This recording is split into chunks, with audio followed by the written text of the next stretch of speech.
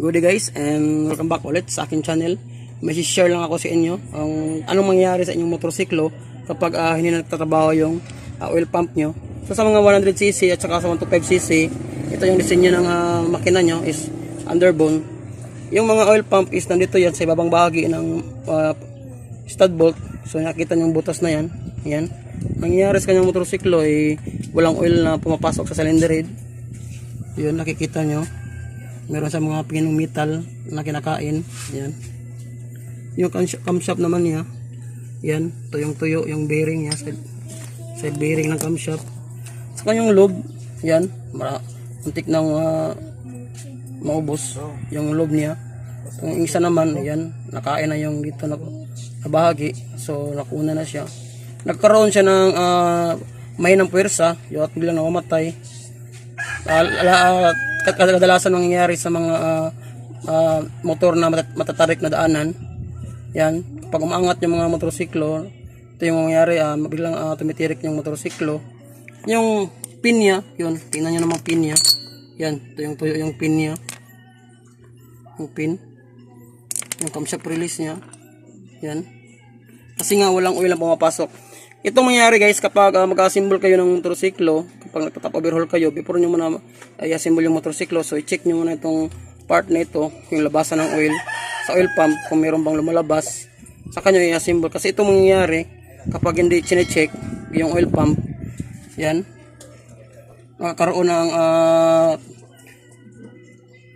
walang oil na pumapasok sa kanyang cylinder head, so nakakaroon siya ng lagitik at sakit-sit na andar, parang pinong-pinong tunog na bagong adjust yung bulbula at saka yung timing chain is bago yung timing chain. So yan, bago to.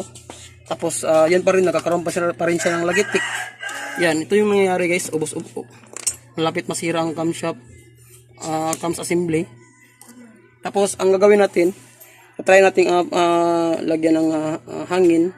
Kung yung bara dito ay lumalabas kapag pinaandar natin yung starter. So check muna natin kung meron bang lumalabas ito sa kanyang oil pump na butas nito. So pandarin muna natin. Tingnan natin kung meron bang lumalabas. Kung wala, ibig sabihin nagkakaroon ng failure yung oil pump niya sa lalim ng makina.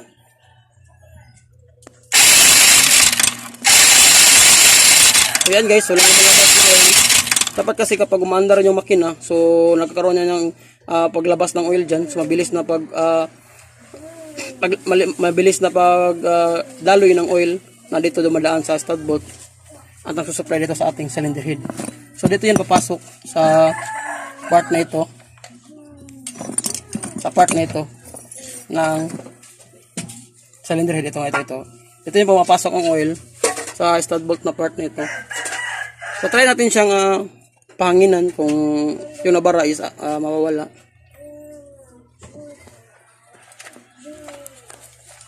Try natin pahanginan. Kung hindi, kailangan natin baklasin yung clutch niya doon sa oil pump mismo. Hindi talaga siya ipandarin natin ulit.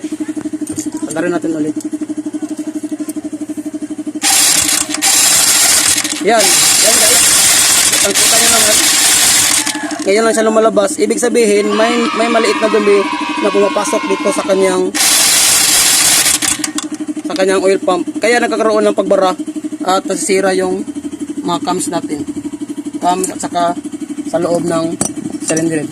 So yun muna guys. Sana sa video nito, kahit maliit lang is may natutunan kayo kung anong mangyayari sa inyong motorsiklo kapag nabarahan yung oil pump. So ito lang gawin nyo guys sa inyong motorsiklo kapag naka-experience ang inyong cylinder head ng walang oil na pumapasok at nagkakaroon ng mahinang puwersa at lagitik kahit bago yung adjusting ng balbula at saka sa timing chain. So naman na guys, abang-abang sa sunod yung video, lagi mag-ingas pa niyo at lagi i-check yung oil niyo, i-check yung andar ng makina nyo before kayo magbiyahe. God bless.